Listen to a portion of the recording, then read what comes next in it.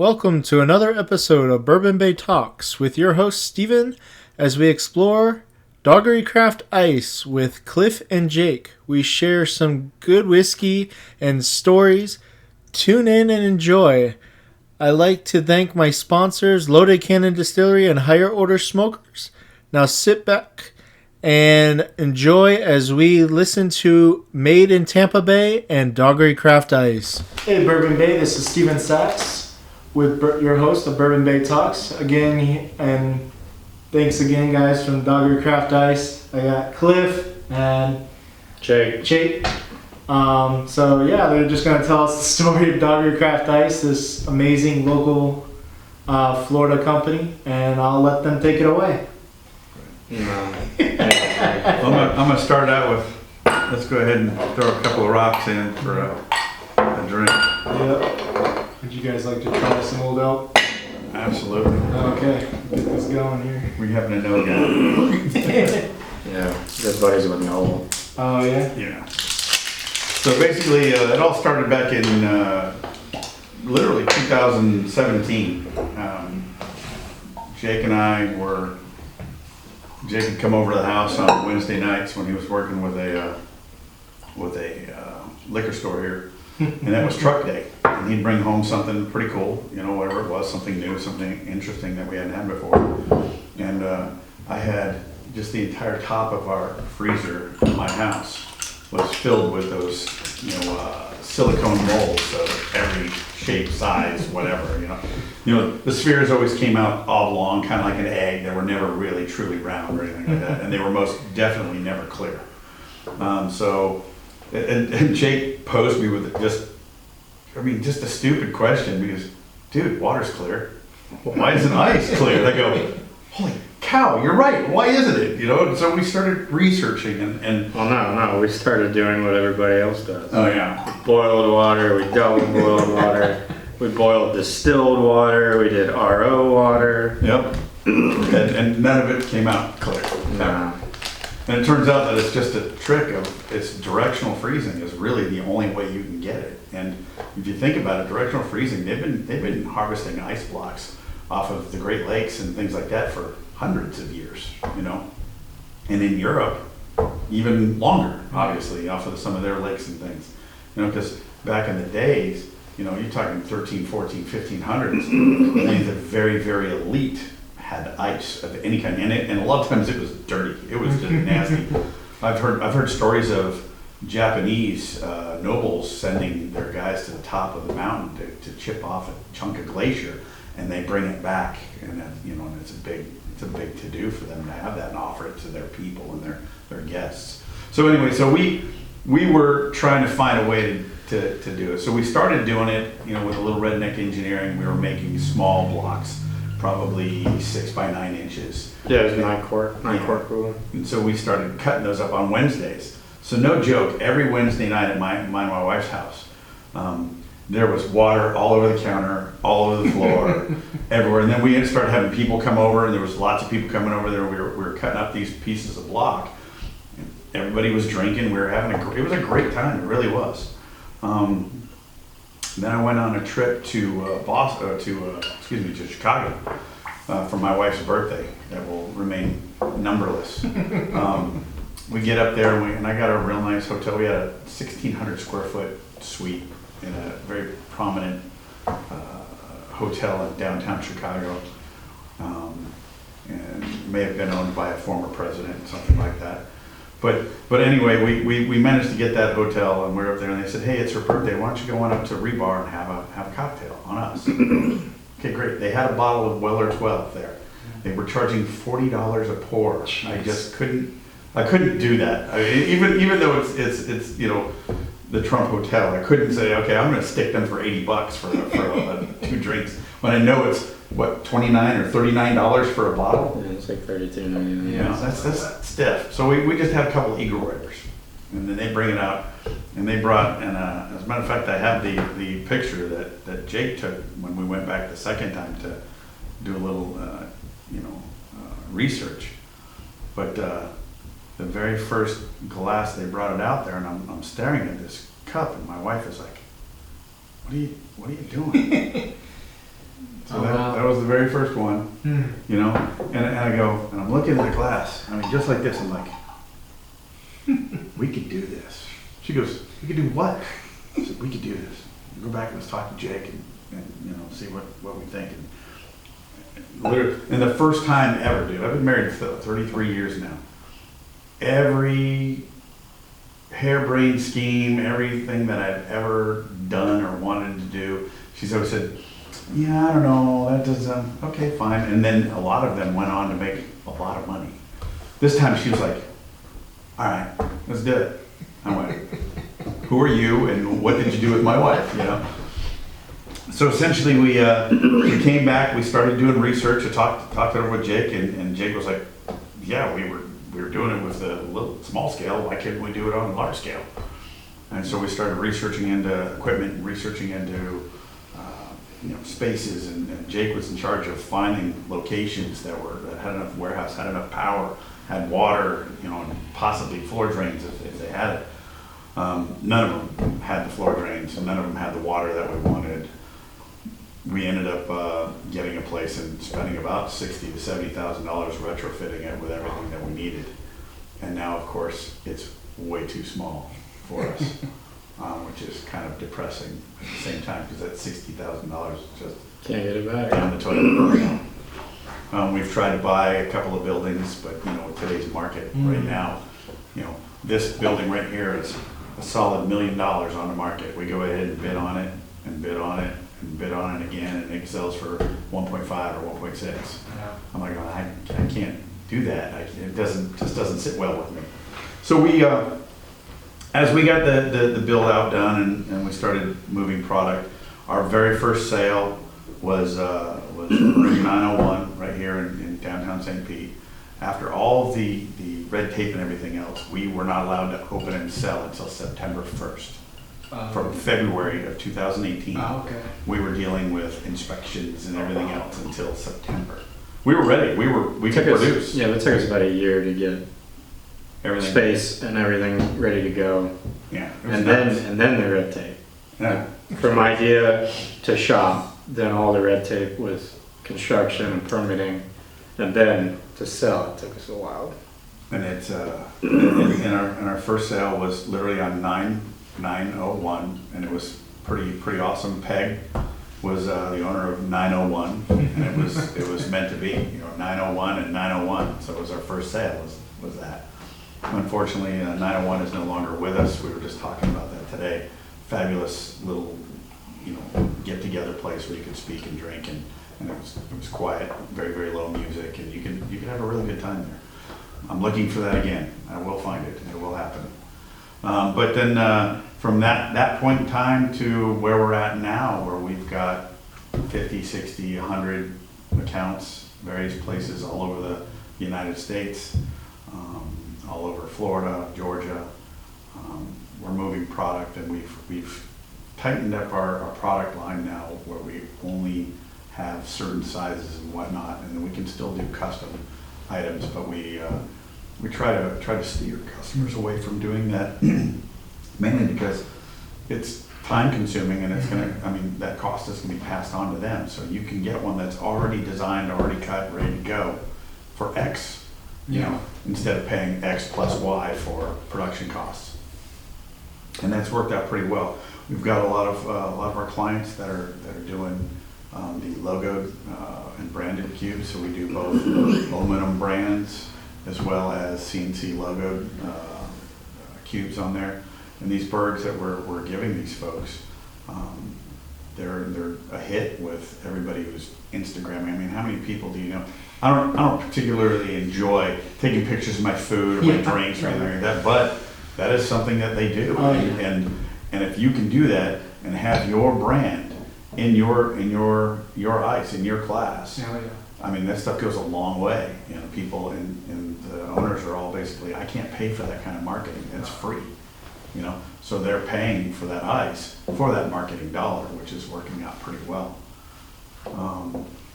How we came up with the name, I'll let Jake go into that. The name was we the big thing is we took the four of us, my wife, my daughter, and Jake. Jake and my daughter were dating at the time. They're now married.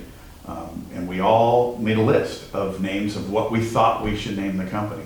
And we had some humdingers. I mean, there were some good ones in there that were just like, really? What were you thinking? And I was like, okay, yeah, you're right. I don't like that one either. You know, so we came up with a lot of them, and we were looking for something that was tied to the Prohibition, speakeasy, cocktail, gin joint sort of thing. And that's where he found what he found. So Doggery is just a speakeasy, just an illegal drinking establishment set during Prohibition. Same as like a Blind Pig or Blind Tiger. Why it fits so well with us is between the three partners, we've got, I don't know, 27, 28 maybe dogs. Not all at one time, but over the course of our lives. And so we're big dog people. That's where we came up with the logo, the name. All of our block machines are named after dogs. Which makes it pretty handy though, because when we tell any of the crew, we're like, hey, you need to empty Diesel, you need to empty Leo, Phil, blah, blah, blah, blah, blah, blah. You know, the 7 dogs that we've got in there. And we're naming them after past dogs in honor of the pooches that we've lost. Our latest one is Simon, which was a poodle that Jake's mom had. Yeah, it was an interesting dog. But we've got Diesel. Not sure if he deserves a machine. We got Diesel, which was an American bulldog. We got Leo, that was a rescued boxer. We've got Mojo, that was a rescued Chihuahua min pin mix. We've got Honey, who was a boxer who was rescued as well. We've got Elwood. Elwood Blues was a blue tick hound that was one of our partners' dog. He has since passed. They now have Elwood 2. Yeah, Elwood Blues number 2. Elwood Blues number 2. Navarre was one of my first American Eskimo dogs. Yeah, you got him, I think. And then you know, when we start bringing in more machines, we're just going to do the same thing. We may even have to pick some dogs that we don't like, but but it's been a fun thing to do that, because it gives the machine an identity. And it's funny because they all have personalities. Even though it's a machine, it has a personality. Because you look at it and you go, oh, Diesel block, man. Diesel makes a monster, thick, big, you know. And then for the longest time we thought Mojo was a crappy little Chihuahua. He's just solid. He just goes. He's just very slow. He's slow, but he goes. But he makes a good, clear block. Yeah. We're still waiting on Simon right now. He's sort of fast. He's making them pretty quick. Makes ice faster than any other one, but doesn't make big blocks. No. So that's how we came up with the name. We've started. We during the pandemic we had to pivot. We've been waiting to do retail based on and all the ones that we were looking at. We were looking at thermal packaging and everything else, and we found some good pricing, but right at the middle of the pandemic, when we were ready to pull the trigger, all the pricing went up through the roof because half the companies that were producing the products were gone. Well, and then now you have to buy 40,000 units, 40,000 bags, 60,000 bags to get a price that is easier to swallow. And you've got to maintain a warehouse of product. Well, the funny thing is, in the beginning, when they said, "Well, you got to buy 20,000 bags," you're like, "Whoa, that's a lot of bags. It'll take us a year to go through all those." We went through them in 3 months. Yeah. And then we had to sit for 3 months waiting for more bags, and it's chaos. So you would say that, basically the whole supply chain issue is affecting you guys just like gosh. Well, before the supply chain issue, that freeze that went through Texas, that froze up all their, solar power and all their wind power and all that stuff. Crazy thing is that most of the resins are produced or put together in Texas. Oh, really? Wow. So there were no plastic bags, no polyethylene, no polypropylene, nothing to be had. Fiberglass. I've got a friend of ours that owns a fiberglass production company. No resins for fiberglass. And crazy as it is, that's produced in America, and we didn't plan, we had no plans for that. Now you got all this other garbage that's sitting off the coast of California in 200 or 300 ships that are being sent over. We need to start producing product in America again. I'm pretty sure now people will go, I'll pay an extra 5 cents because I know I can get the product or an extra 10 cents or whatever. And it's producing jobs here in America versus producing jobs in a country that doesn't give a rat's rear end about us. Yeah. Well, no, I mean, and that fits along with, you know, the craft spirit industry like you guys. And same, going back to your guys' story with your equipment, I mean, in the craft spirit industry, they name their pieces of equipment. So, I mean, it's a great story. And then, I mean, that's why I like you guys a lot, is because you're building a great small business, especially here in Florida. And Florida isn't seen as a big, you know, manufacturing place. But I think, you know, with small businesses like you guys, the craft spirit industry, it's, you know, Florida is starting to get that look. And we've got a lot of craft spirit and craft beer places in Florida. Breweries everywhere. We are really probably in the top of the chain of numbers of, and they're producing some good stuff. You know, I mean, to be honest with you, some of the beers that they're producing here are fantastic. Some of them are not to my flavor palette, but people love them. Yeah. But other people love them. You know, I'm not a big IPA guy. No. He pre-COVID, he was an IPA animal. Once you get COVID, IPAs don't taste as good as they used to. I don't know what it is. I just don't like them anymore. No, And the same that's- goes with whiskeys and things like that, you know. No, I've heard that, and like I've had people that come to my store, they had COVID, and then their taste profile completely changes. Which But- really kind of stinks. Yeah, it does, because it's like when you get something like an old elk, and it just doesn't taste as good as it Yeah, used to. and it's weird, and you know in your mind that it's delicious, Yeah. and you're like, this is just not fair, you Yeah. know? So I mean, kind of like going on based off, like, is your guys' target market, you know, like the craft breweries, the small restaurants, and is that kind of like your target?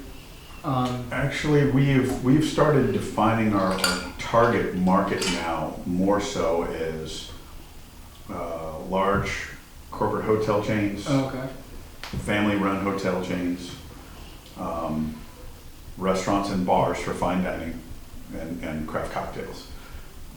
And then, of course, we have our retail market as well. Yeah. So Like ABC. ABC, Star Liquors, Local Vine, things like that. That one is the steady. So they don't move a ton of product weekly. They move product pretty steadily. You'll get a bar that's hot, and they'll move a ton of product. And we've loaded up our normal order. Let's just say of 500, 600 units, and they're calling back on Friday. Holy cow, we went through all of it already. Like, it's been 2 days. How did you?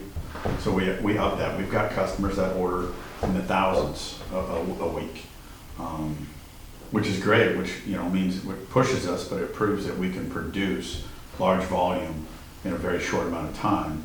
We're training all of our clients that, you know, to prep them for order this day, receive this day, you know, so that way we can actually keep that movement going with the company.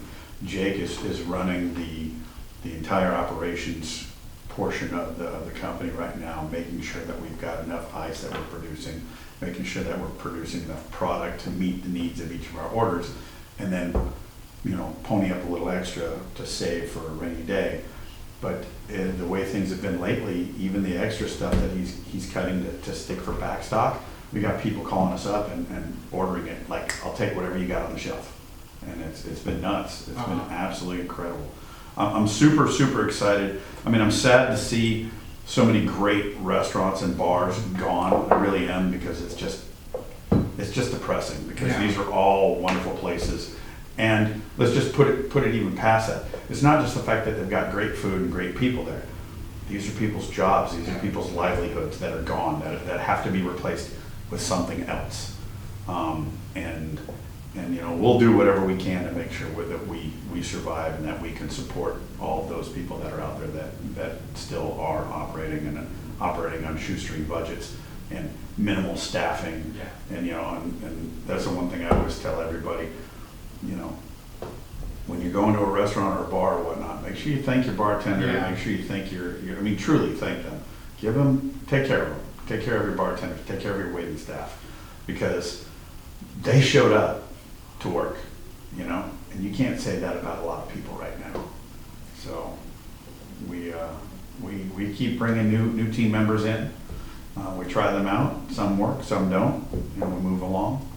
But we're in 2 more since we spoke, we've got 2 more vehicles that are, one's in the hopper right now, 1 more vehicle coming in. 1 vehicle has been repaired, that was smashed up in Georgia. Oof. Now we gotta go pick that one up. So we're moving, how many vehicles are we running now? We got clown car, 18, the 144 Transit, truck, What's the 144? 144 inch. The Benz. Yeah. And then the one that's coming in February. So we've got 7 or 6 vehicles now moving product all over the state of Florida and into Georgia. So growth has been really good. You know, we're always looking to improve our product, always looking to improve our output. It's been difficult with the staffing issues that we find. People are just not wanting to work, dealing with everything from, you know, drug and alcohol issues to just not showing up or whatever. You know, we're trying to find those right people, and we're trying desperately to hold on to the pricing structure that we had, because I just don't want to raise that. But as we're watching, you know, the value of a dollar drop and people's salaries going up, you know, they need more just so they can buy less, you know. So we're working on those things, trying to make sure that we can get everything done, take care of all of our customers and take care of our staff and family. I mean, to be honest, they're all family, you know, and we want to make sure that they're taken care of. But at the same time, they have to be taking care of us. No, yeah, that's very true, and I mean, that is definitely like a thing that's been tough lately to try to overcome. I mean, and I'm sure it kind of takes a bit of skill to kind of do what you are, definitely the skill to do what you guys are doing. I mean, I know we talked about it the last time with the process, is that when it comes to making the ice and making it clear, there's that reverse, it was reverse osmosis now, where basically you guys freeze it. Yeah, directional freezing. Yeah, the directional freezing. And I'm sure that's, I mean, definitely a process that, like you guys said, definitely takes time to get that skill learned. Yeah, and not to mention, it's a 4-day process. Yeah. I mean, it's 4 days just to make ice, and you'll literally have somebody call me up and say, I need ice, special stuff, I want something, I want my cell phone floated in the ice and frozen. So that'll be 4 days. Well, I need it tomorrow. Nope. Doesn't happen. Well, the nice thing is we are at a point now where we have the luxury of saying, you know, to these rapid, you know, we're like, no, I just can't do it. But let me, you know, we'll pass them along to somebody else who may have it on hand. But Yeah. you know, hit me or something of these. Yeah. Which one do you want? Yeah, that's the loaded cannon that you guys liked a lot Oh, last that's- time. Yeah. That's good. That's solid. Now that one's here, right? Yeah, that's right over in Lakewood Ranch. Yeah. Yeah, they're one of my sponsors. Steven is the owner and master distiller, really great guy. It's a solid for being a Florida. Now I think they're still part- sourcing it. Yeah, I think this one is sourced from MGP, and then what they do is they age it or finish it in port barrels for at least 6 months. Okay. They are making their own bourbon too. On top of that, they do make a Japanese style whiskey, like Japanese. They Sure. use Japanese rice, which that has a really interesting Totally profile. different flavor, yeah. Yeah, and it's really just, and then they do like 34 other different spirits. That All they the do. Japanese ones taste like walnuts to me. It really does. Well, no, you're not wrong. I mean, they do have that kind of nutty flavor. and I think that's what they were shooting for way back when, you know. And I mean, it's kind of cool that you guys, with what you're doing, and your ice plays a huge factor, especially with it being so pure. You know, it doesn't add in any of those extra elements. It just, you know, it kind of gives it that point where it allows the whiskey to open up more.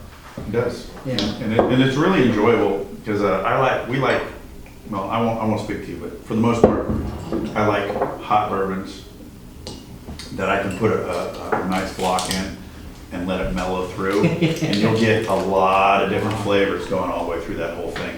I mean, literally every 5 minutes, it's a different flavor profile. It's delicious. I mean, it really is. And See, like, I like that. I love hot whiskeys. If I have to pay for them, I don't love them so much. But you know what I've found is because we used to hunt bourbons all over the time, all the place, and it's kind of amazing how that's become such a hobby now. And now, it's funny now, and I can't believe I'm going to say this, but we'll go buy a Evan Williams bottled in bond and we'll sit back and drink that for this is fine. $26, you know what I mean? Like, well, yeah, I mean, and have a great night.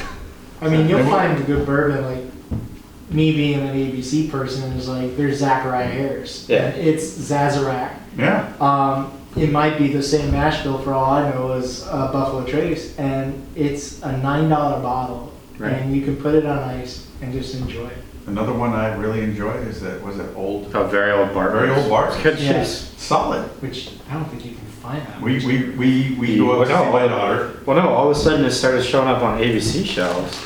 And I'm like, what? I've heard of that. I've seen it on bourbon pages. Yeah. So I bought a bottle, we tried, and we're like, $175 for like $29 all day.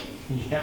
I mean, all day. But yeah, you can still go up to, I was living in Georgia, you can buy it, it still comes in the glass bottle. Glass 175. Oh, wow. Makes it feel fancy. Yeah. But it's Available this year, everybody's buying up what they can of like last year's version. and it went from a $69 bottle of Stag Junior to well over 100. Yeah. Dude, we saw one by the Publix up on 34th. Dad and I went in there, there's a liquor store in there. They wanted Stag Junior for $485. So I didn't see it. I don't even. I would have been laughing right at the guy's face going. Well, no. So I didn't even see it because I don't even look behind the counter anymore. I don't look at what they have because it's back there. It's just too. Yeah. So Dad always asks because sometimes he gets good deals. Well, I mean, like this old elk that I picked up. I mean, this was Whiskey Willie's, and I think it was $60, and it's their store pick. And I mean, the master distiller, of course, was from MGP. Was their master distiller for 30 years, and now he's with these guys. So I mean, you still can find some really good bourbons, and I mean, with you guys and the whole cocktail business, I mean, it's like you can have, like we were talking about, just like a good inexpensive bourbon. You mix it in with a nice cocktail, like old fashioned, a highball, and as long as it's good ice, it really makes a good cocktail. Absolutely. And I mean, like you said, sadly, there's a lot of bars that we like disappearing, but there are a lot of good bars that are starting to pick up. Like, I mean, one that I love is Gilwater, right up in Safety Harbor. Yeah, they're a really good bar. We've spoken to that. Yeah. But no, it's a great little bar though. Yeah. Great little restaurant. Like the feel that they got that little movie theater behind yeah. it. I mean, it's a neat concept, and just Safety Harbor in itself is just a great little location. Oh yeah, I mean, it's a nice little place, and I think that's why I like Tampa so much. It has those little areas that are really nice. I mean, and then of course you have, like the new place that opened up in Sparksman's Wharf, the Battery or something, which I haven't been to yet, but I heard it's a really great little place. It's a nice bourbon bar. You have Repeal 18 up in West Chase, which is really nice. They're another nice little bourbon bar. So I mean, I think even though sadly some of the places are going, there are a lot of new places that All of them should have clear ice, 100%. Yes. Whether you're buying it from us or from a competitor, it doesn't matter. They should be serving. If you're serving high-end whiskeys, period, you should be serving clear ice. You should not be putting anything in there that could have iron or any other particulate matter that's going to screw up. Because if somebody's paying $40 for a shot of whiskey, it better taste like that whiskey. Plain and simple. Or worse yet, we were in Disney Springs, and we did a flight of their 18s. They had a Parker's Heritage 18. We spent a boatload of money, and they were $100 pours. Where was that? It was I want to say, was it Play Pig? Oh, see, I've been there. Yeah. I think it was Play Pig. It was Pig something. Yeah. Yeah, I think it was Play Pig. Yeah, because I've been there. And we spent a good, and they had, pardon me, shit ice. Oh, really? I'm like, seriously? You guys, this is the, Florida, the big mouse, everything. There's no reason you should have garbage. Well, especially here in Florida, which was, I mean, technically the place where, ice was created for like those businesses. I mean, you have St. Augustine that had the ice there. Right. And I mean, my favorite place out there is Raglan's Road, the Irish. Oh, yeah. And bread pudding, baby. Oh, yeah, the bread pudding's awesome. I mean, they had good Irish whiskey. They had one was fabulous. Oh yeah, they had one place or one Irish whiskey called Tobaggans, and I loved it. I don't remember the ice. I think there was kind of like this ice. Yeah, this was just Yeah, but it was really good. Very smooth. A lot of floral notes. Just awesome. I enjoy Irish whiskey. I think it's nice. And now I'm starting to get a taste for some of the scotches that are out there. I had that Macallan 18 that my buddy gave us for Christmas last year. Was it 12? Come on, nobody gave you an 18. Okay, it was a 12. That's a pretty expensive bottle. It was a Macallan 12.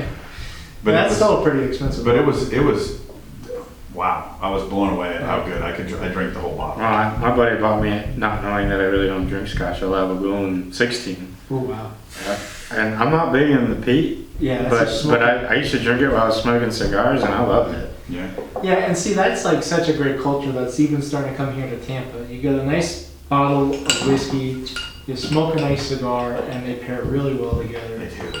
And remember, I came back from Afghanistan, and we've had a tradition in the family. My wife's law partner has a home up in St. George Island, and every time I come back from deployment, we would go up to the house on the beach, and we'd bring a couple of bottles, a couple of steaks.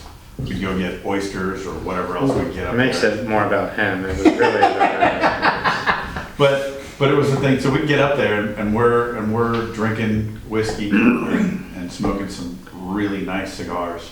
And he sat on the porch and he sat and he goes, "My gosh, it really does change the whole flavor profile." So it has been before, when you could buy, you go right on a shelf. Yeah. And that's how long ago this was. And we drank it all the time. And Weller 12. We drank it all the time. Yeah.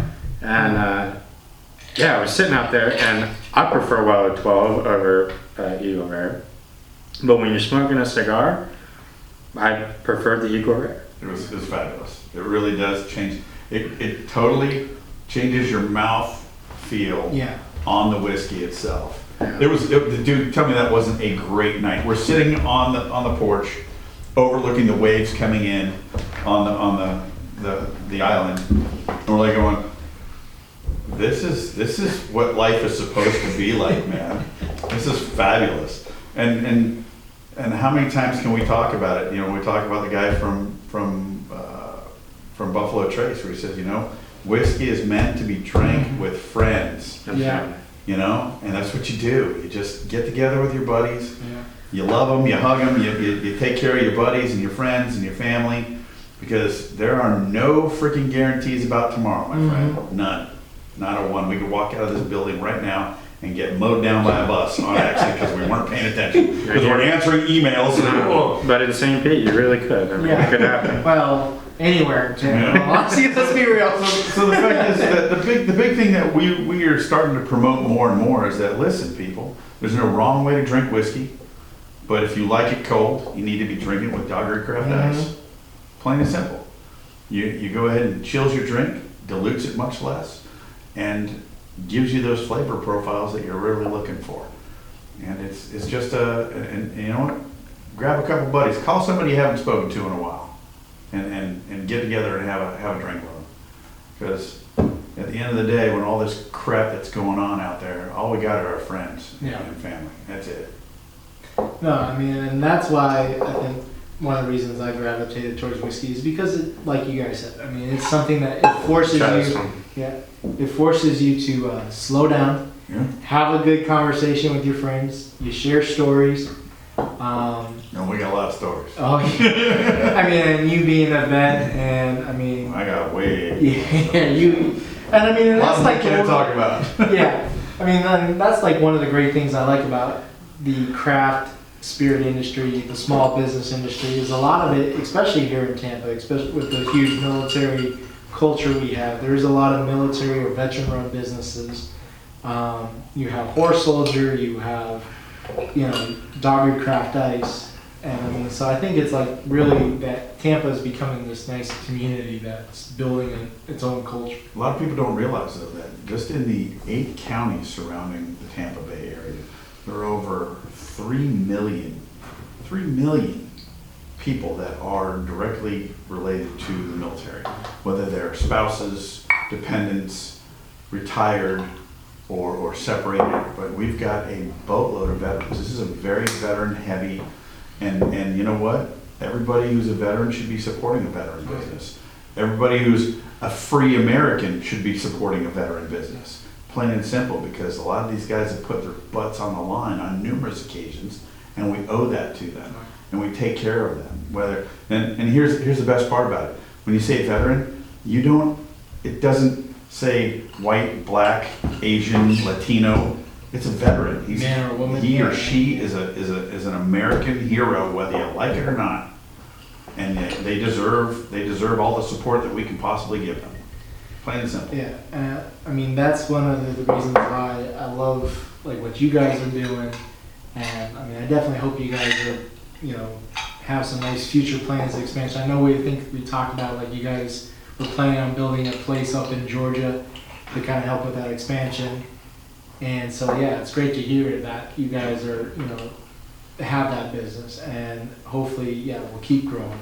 And I mean, with this huge cocktail culture that's coming alive again, I mean, your guys' place is definitely going to be a key part of that. We've signed some documents. Basically, we're going to be moving into an 8,600 square foot facility in February. That 8,600 square foot facility is going to allow us to produce enough to where we can hub and spoke out to several locations throughout the United States to go ahead and produce product here, ship, and distribute. I anticipate. I mean, we've done I don't want to pat our own back, but we've done a great job. Oh, yeah. I had a golf country club in Arizona call me up and said, "How can I get your product here?" I'm like, let me research that. Yeah. So that's a little bit of a distance, But they knew that we did 6 tournaments for PGA. Oh wow. I think we did 7. 7 tournaments. We did the first one, and then they gave us another 6. So we've done 7 tournaments for the PGA, working with Proximo Brands for Maestro Dobel, doing some custom product for them for their event tents. And they're talking to us right now. They want to do it again for this year coming up. So that's been nationwide. So you've got some of these, and some of these these are professional golf tournaments, and some of these folks that run golf courses are seeing our product, and they're wanting our product in other states. So that's a challenge we're going to have to come up with an answer to. And I think we will, no doubt about it. You got a clean driving record? Yeah, so far. Load you up in a truck and send you on out, So we're moving forward. We've got a lot of really cool things coming up. A lot of neat things are happening. Expansion into the retail market is steady. It's going steadily. The big thing is we need to bring in some people that we can trust that are like-minded, that want to grow with us. That's the biggest thing. And the like-minded is the main It's the thing. key part. A lot of the people that we've had come in just don't have Doesn't have to be like-minded. We just need loyal people.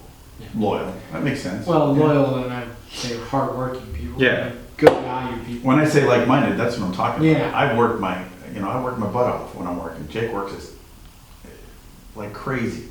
He's in there freaking 6:30, 7 o'clock in the morning, and I pull up the cameras. I'm like, dude, he's already there. So I gotta get out of bed. They called us up and wanted to do some things like that, but their liquor. I mean, they had 4 bottles of. This is it. This is what we serve. Oh, okay. I'm like, okay, that's great. We were supposed to do some cool things with the Bucks, Yeah. but some due really to cool things due to with the Bucks. COVID, they got nixed. We were probably the first and only ice company that got the okay from the Buccaneers, from One Buck Place, to produce a flag cube. Oh wow. And we did it, and we were excited about it. They were We were so so stoked. And then they go, yeah, the wives don't want to get the shot, so the NFL and the Players Union are not going to have a party. Oh, And we're like, wow. They still had a party, but guess who wasn't invited? yeah, it wasn't us. Well, no, it was us. And the I wives. believe the wives were Oh, invited. really? Wow. Yeah, I mean, I think especially like, I know you guys talked about like the PGA Tour and stuff like that, and that's a big thing, especially here in Florida. I mean, which, it's huge. Well, we got TPC up there in Yeah. Jacksonville. And well, even the I mean, just TPC throw here in that out Tampa there. too. Yeah. Yeah. I don't think I've been to that one yet. saw, or was it Point of Vedra? Oh yeah. That course Gorgeous. is just. Yeah. I mean, we went to 5 or 6 this year, and that course, hands down, that course was the prettiest. the grass was Well, they're so meticulous. perfect. We were at the Northern Trust in New Jersey. Okay, that's in New York, almost in New York City. We're You see sitting the on the edge. You statue. see the Statue of Liberty right there. Oh, wow. We're sitting like this, and I'm looking, and there's dirt in some of the not necessarily in the. It wasn't even that. It's just they allowed people to walk on the grass, so there was mud trails through the course. And I'm just saying, dude, this shit would not fly. No, not in Florida. Yeah. No. Because the one in Florida, when we were there, we were walking around. We sat down on the grass next to the 18th hole. Yeah.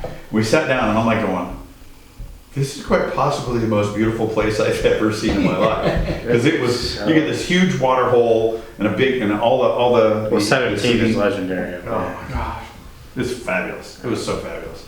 Yeah, I mean, you get some great places to golf, and like, I mean, you can only imagine, especially like, just sitting there chilling with your buddies and watching or playing golf. So maybe we'll get a PGA over in like Ireland or something. I wouldn't know. Awesome. Dude.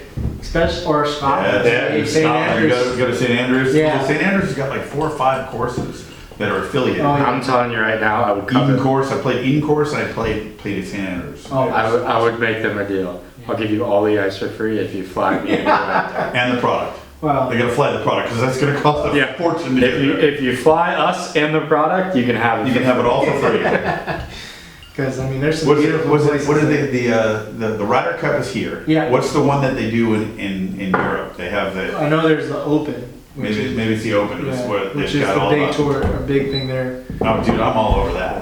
I'm all over that. I'll even wear a freaking kilt in the damn bunny, whatever the hell it is. But I mean, even some small things like too. Like I know Dunedin does that craft beer and music festival. Yeah. And that's And an awesome fun. Yeah, we went to that one. Yeah, I Good. did it 2-3 years ago. And I loved it. I think And, Mofro played that year. but yeah, I mean, I think maybe, well, especially with ice. I mean, being a sponsor like, let's say, the Tampa Bay Lightning, that would almost. But I know that's We just were hard. looking at that. Unfortunately, they have their own ice Oh, gig do they? there. Yeah, they've got their own production. They do all their own wow. carvings and everything. Wow. I know they are They pretty used big. to. Yeah, I know they are pretty big. Because they did reach out to us to do Yes. that one An play. event. Yeah. And they said, well, we're gonna wait. Yeah. Probably should have just done it for free. I think a lot of it's just sadly because of COVID, but hopefully eventually It is. things are. It Yeah. is, and you know what? Here's the thing that a lot of people you can argue science and all this Yeah. other crap all you want. The fact is, it's like the common cold. It's here to Yeah. stay. We are never getting rid of it. So just wash your hands, take care of your stuff. You don't need Get a vaccination. 60,000 boosters No. to do it, because eventually your body's going to have to. But I'll let the doctors determine how that goes, But the fact of the matter is that, yeah, all right, you know what? I drank whiskey the entire time. I did not get COVID, not once. Well, I drank more whiskey than I got it. Well, it's not a perfect cure. Okay. But you felt better about it when you got it. Yeah. It helps you get through it. Screwed up his Yeah. taste and smell. My only symptoms were I lost all my taste and smell, and I didn't believe people. I literally would walk around like, that's bullshit. Like, I don't believe that. No. And then, dude, it happened to me, and I was like, I can't taste bacon. And here's the funny part is, I remember where we were at. What was the name of that bar? We were at Dreamland. Oh, well, No, we were at Dreamland for the barbecue. Yeah. And then we went to the beer place. we went to And he's Truck going, and Tap. he goes, and the smoke, the pit master was right there, and he pulls up some soft stuff for us, and he put on the thing, and we're eating this. He goes, dude, this barbecue is shit. I go, what do you mean it's shit? He goes, it's shit. I go, It's got no and I'm flavor. eating, I go, dude, I'll tell you right now, Jake makes some killer barbecue. This was pretty good. It had no really flavor. good. I was like, He's that's what it it's said. terrible, no flavor. There's I'm no like, seasoning. I go, well, maybe you just got a bad piece. Then we go over to the brewery, right? What is it called? Truck and Tap. No, the other one, Oh, good word. Good Work. Oh, okay. So we're Good Work, and he orders an IPA, and 'cause like I said, It he was a likes double IPA. So he gets this thing, and I'm drinking my beer, and I'm happy. I'm like, this is great. People dance around, weird hair and whatever. And he goes, dude, taste this IPA. It tastes terrible. And I like smell it, and I love the smell of IPA. I don't like the taste. I taste it. I go, bro, tastes fine. He goes, this tastes flat. Tastes terrible. This is awful. I want a different one. Gets a different one. Same thing. I went, Oh no. So I still didn't realize it. So then we had just moved to Atlanta. He was there. He drove the truck. I followed him in my truck. And we're moving in, and Savannah's got a candle lit.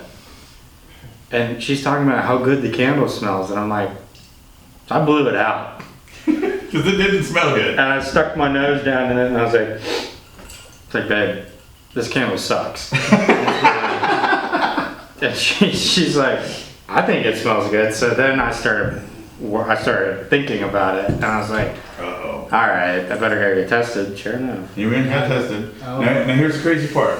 Him, his wife, my wife, all got COVID. I was in the same place. I drank out of his glass. I kissed my wife. Okay? Kissed my daughter on the cheek. I never got it. Not the entire time. I got tested for antibodies. I got tested for all of it, and it was 0. Wow. Well, you were only tested though once, right? Twice. Yeah. Twice. I tested again over at Tropicana at the nose swab, and came back negative. Tina came back negative. Then 1 week later, she came back positive. Right. But you never tested after that. No. I bet you had it. I bet you did, because I have a hard time believing you could be in the same. No, I mean, I think it's just whatever, different people, different Oh, no things. doubt. I mean, Well, your genetics different. Yeah. I've just found out my biological father out in California, he's been in the hospital for almost 25 days. Oh, wow. You know, they refused to give him the monoclonal antibody test, or program. Yeah. They wouldn't do it. My aunt, his sister, is now in the hospital with that, and and none of them would get. And here's my thing: I'm not going to pass judgment on anybody getting the shot. If you want to get the shot, get the shot. If you don't want to get the shot, don't get the shot. Plain and simple. Yeah. Simple. It's not that difficult. But I'm not going to shame somebody because you didn't or you did. You do what's right for you. But my aunt and my biological father refused to get the shot, and they're both in the hospital. Yeah. Okay? Is that, is it corresponding with what, scientists say it is? I'm not a doctor. I'm not One a of scientist. my grandpa's son, so it's one of his son's cousins. Yeah. So I guess it'd be grandkid, wouldn't it? Yeah. One of his His son's cousin would be a grandnephew It just died. from it. 61. There's a lot of people, but the thing is that it is a disease that is out there. Yeah. We're going to have to deal with it on a regular basis. Live our fucking lives. Yeah. Live your life. Do what you need to do to protect yourself. Okay? I'm not going to wear a mask anymore. Yeah. I'm not doing it. You know what? Because if I'm going to get it, I'm going to get it. I don't, like chicken pox back in the day. The one kid at the end of the block had freaking chicken pox, and every parent on the block sent all their kids down there to get it. Your body can protect itself better than most garbage that's out there. I mean, let's just face it. Big Pharma is not all about making sure people stay alive. They're just making sure you freaking take their pills. Yeah, they make their money. Yeah. No, I mean, and yeah, it just I got the shot and things like that. And I mean, the only reason I got it was because, hey, I wanted to start living my life. Sure. Because I didn't Why want not? Yeah, I mean, I want to start traveling again. I mean, there's so many things, and you can't live your life just here. No. No, you're not. And I refuse. It's no different than terrorism. Yeah. No different. If you stop going on vacation because you're scared somebody's going to blow something up, This is the best one. they win. I was going to ask you guys that They question. freaking win. Are we still on the I mean, best it's one? like I went to Israel 5-6 years ago. I have not. I would like to go. I mean, in all honesty, this was before the Arab Spring, Yeah. and I loved it. I thought it was an amazing time. And it was my dad's best friend who is Israeli, was in the special forces. His family's pretty well known. And, his father in that famous picture where you see the 3 big generals that are walking into the city of Jerusalem after the 6-day war. his dad is like right behind him. Okay. And then his dad was the governor of Libya, or no, not Libya, Lebanon, which is, because Lebanon was one of the places that attacked Israel, so when Israel fought back and took some of the land and captured Lebanon, he was their governor for a while. So their family is pretty well known, and if you talk to him, he's got all these stories about he was a paratrooper, and one time he was leading a platoon, and one of his soldiers had to go to the bathroom, and the guy, he looked at it like, "Are you freaking serious right now?" And so the guy was like, "Okay, well, yeah, fine, go to the bathroom." Well, as the guy's going to the bathroom, he discovers that there's a terrorist, with a detonator ready to light off one of those IDEs. So if it wasn't for his friend having to go to the bathroom, who knows what would have happened. But he wanted my dad and I to go to Israel so bad. And eventually after I graduated, we went to Israel and loved it. I mean, granted, I'm not going to lie. There were times where... Food's good. Yeah, food was amazing. I mean, I'm not going to lie. There were times where I was like, okay, hopefully this isn't something. But no, I mean, after some time, we walked everywhere in Jerusalem. That's all you can do. Yeah, and 3,000 years worth of history just leaving the hotel. Yeah. I mean, we weren't even into the old. It's been there for a little while. Oh yeah, just a little bit. There was probably a stone that was, like a brick that they laid that was older than the United States by 4,000 years. I mean, just awesome place. I would like to do a family vacation. Oh yeah, and I always highly recommend it. Like, if you get the chance to go to Israel, go. Yeah. It's awesome, and we had a great time. So I always highly recommend. And I wasn't a huge wine guy, but they grow some amazing wine. They do. They do. And their former prime minister, Benjamin Netanyahu, he says all the time, it's like, hey, we were blessed we didn't end up in a land where there was oil, because it forced us to be innovative and creative, and they just like us right now. I really do hope that someday they figure out, because during after World War II and everything else that created all of that dissension between the Palestinians and the Israelis, at the end of the day, they're all just people, and they want to just live their lives, and I'm hoping that someday they can figure that out. Yeah. And I think the only way that it can work is that there's not one ruling over the other. Yeah. They rule together somehow, and I really hope that it happens, because the Palestinian people as a whole, they have fabulous cuisine. Mm-hmm. They've got great history. The women are beautiful. The men are wonderful to hang out with. The Israelis, the women are beautiful. The men are wonderful to hang out with. I mean, they're literally not even one freaking genome away from each other, or whatever you want to call it. They are the same people in a sense. Well, all the reality that separates them is just their beliefs. Isn't that the way it is for everyone? And not even then. He's like, could you say the belief is really that separate from each other? Because they all believe in Abraham and one God. Great people, and I think that's like one thing too. Is like, whiskey can be a really nice. It brings people together. Except many of the Muslims do not drink whiskey. Yes. That's the only issue. And then the funny thing Except is... the Turks. Turks drink beer. But there is like a alcoholic beverage that they make depending on the culture, where it has different levels of alcohol that they do drink. Mm-hmm. And there's a show out there called Booze Travelers where he talks about that. And it's just kind of a fascinating way, is that you can see so many cultures who have a spirit or something like that, and how it helped to shape their history. Think about it though. Before Islam, obviously, Egypt created beer. Oh yeah. You've got beer. Stella, not Stella Artois. Stella is a beer in Cairo that you can get. It's freaking awesome, and it's a big bottle of beer, man. It's no little sissy beer. It's huge, and they do that kind of stuff, and all those things there.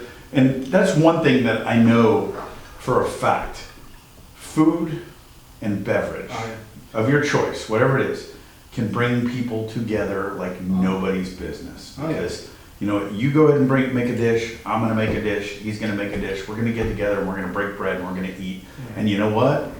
Your hate for whatever I've got and my hate for whatever you got, and so, you know, it all don't matter because we're all the same carbon-based life forms, breathing and eating and enjoying a meal together with somebody.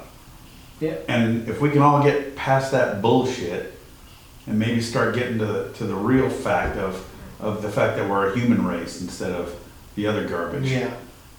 Maybe it would be all right. And I'll tell you right now, you sit down and share a bottle of whiskey, that's an eye-opening experience right there in itself. Well, yeah, especially considering that, you know, distilling is one of the oldest professions out there. So, I mean. Distilling and hookers. Yep. I wonder if there's any distilling hookers. There Might have been, yeah, there might have been. Now. Think about it. I wouldn't think there was, probably back then, there was probably two. Think about it with like what.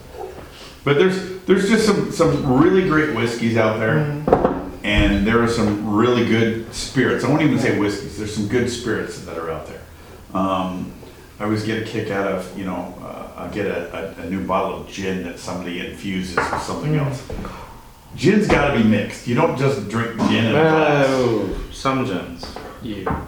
I mean, a lot of the gins around here in Florida, man, have really come of age. To me, the closest thing to whiskey outside of, like, let's say cognac, I think it's gin. Really? I think the flavor notes, I think the complexity of gin matches the complexity of whiskey.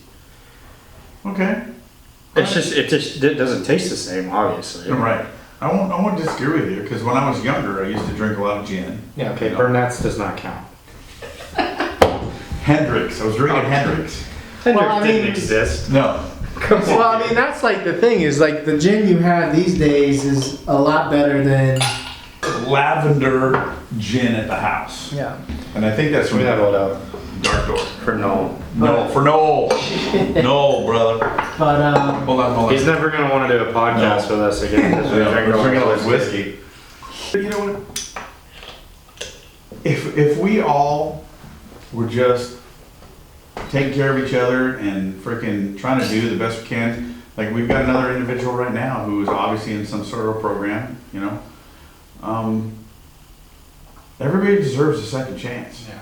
You know, I'm not above that. No. I'm not past that, you know, listen, if you can. Doggery Craft Ice, Cliff and Jake for spending some time with me, having some good whiskey, sharing some great stories, and I hope you guys enjoy.